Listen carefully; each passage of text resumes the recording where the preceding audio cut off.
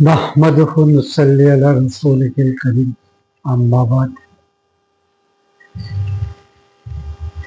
জিহাদৰ প্ৰকৃত অৰ্থ হ'ল আমাৰ আটাইতকৈ ভাল আৰু আটাইতকৈ মহান প্ৰচেষ্টাৰে কিবা এটা লাভ কৰিবলৈ প্ৰযত্ন হোৱা।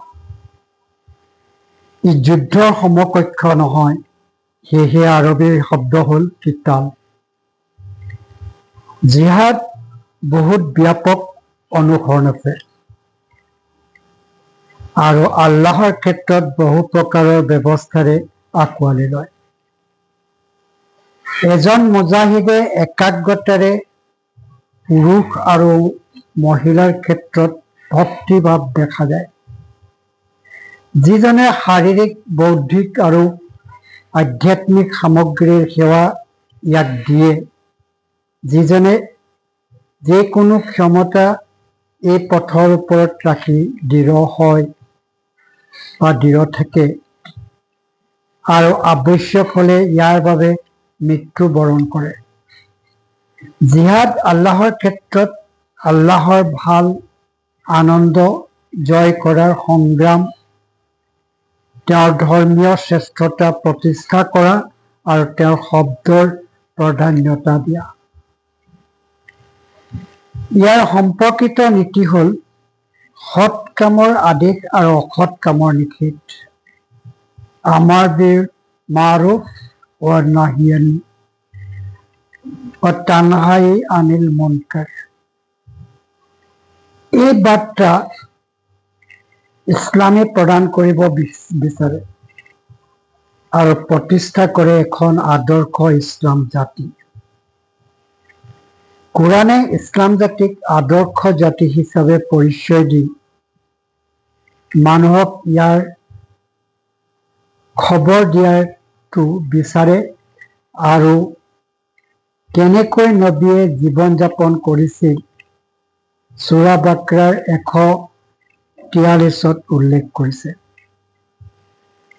এনেদৰে মই তোমালোকক উত্তম উম্মত কৰিছো, যাতে তোমালোকে লোকৰ ওপৰত সাক্ষী হোৱা আৰু তোমালোকৰ ৰসুল হয় তোমালোকৰ সাক্ষী। জিহাদ দুই ধৰণৰ। ডাঙৰ জিহাদ, যিজনে কামনা বাসনা আৰু দুষ্ট প্ৰৱণতা জয় কৰিবলৈ যুদ্ধ কৰে। সৰু জিহাদ, একে উদ্দেশ্যৰে জয় কৰিবলৈ অন্যক উৎসাহিত কৰে।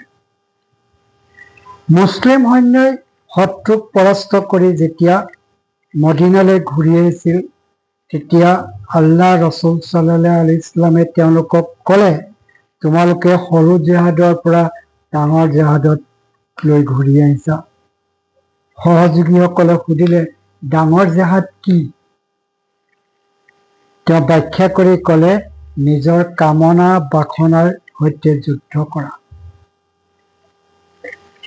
এই দুই জিহাদৰ লক্ষ্য হ'ল ইমানদাৰসকলে গুনাহৰ পৰা বিশুদ্ধ হোৱা আৰু প্ৰকৃত মানুহ হোৱা।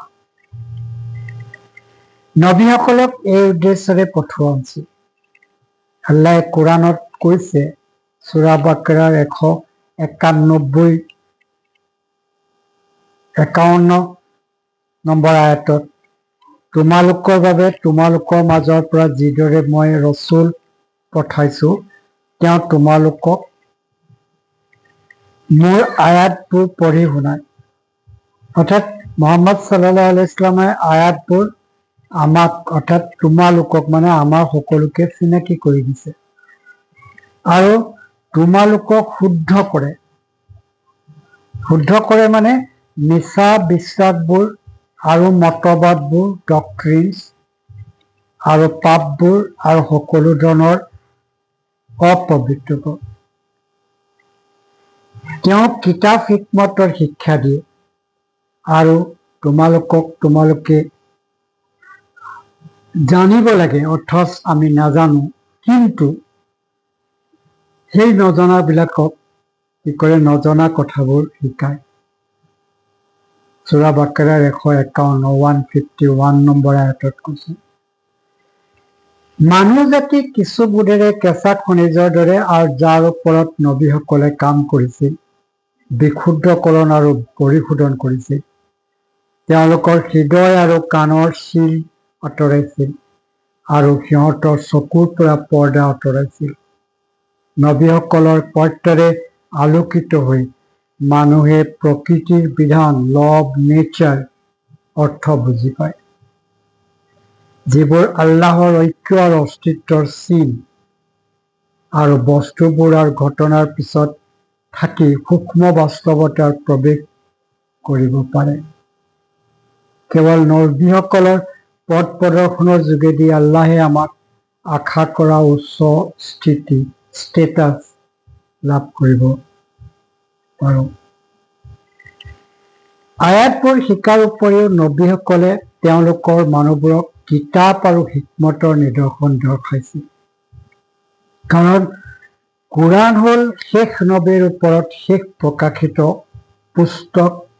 আয়াতসমূহ কোৰাণৰ উদ্ধৃতি আৰু হিকমতে কি বুজাব বিচাৰে, আৰু কিতাপৰ ব্যৱহাৰ হ'ল পথ, সেইদৰে সুন্নত। আমি সেইকাৰণে কোৰাণ আৰু নবীৰ সুন্নত অনুকৰণ কৰিব লাগিবই, যদি আমি সঠিক নিদৰ্শনৰ ইচ্ছা কৰোঁ। নবীয়েও আমাৰ শিকায় যিবোৰ আমি নাজানো। গতিকে মানুহে কিয়ামত নহালৈকে নবীৰ পৰা অহৰহ শিকিব লাগে। আমি তেওঁৰ পৰা গুনাহ বিশুদ্ধ কেনেকৈ কৰে শিকিবও লাগিব। তেওঁৰ পথ অনুকৰণৰ যোগেদি বহুতো মহান সন্তই তেওঁলোকৰ সন্তৰ পাৰ্থক্য লাভ কৰি আহিছে। সেইসকলৰ ভিতৰত আলী ৰাদিয়াল্লাহু আনহুৱে কৈছে যে ইছলামৰ স্তম্ভৰ প্ৰতি যি বিশ্বাস, যি ইমান দৃঢ় কৰে যে যদি অদৃশ্যৰ পৰ্দা দাঙি দিলেও তেওঁ নিশ্চয়তা বৃদ্ধি কৰিব নোৱাৰিব। আব্দুল কাদিৰ আল জালানী কৈছে যে তেওঁৰ 7 আসমানৰ ওপৰত অলৌকিকতা অন্তৰ্দৃষ্টিত আছিল।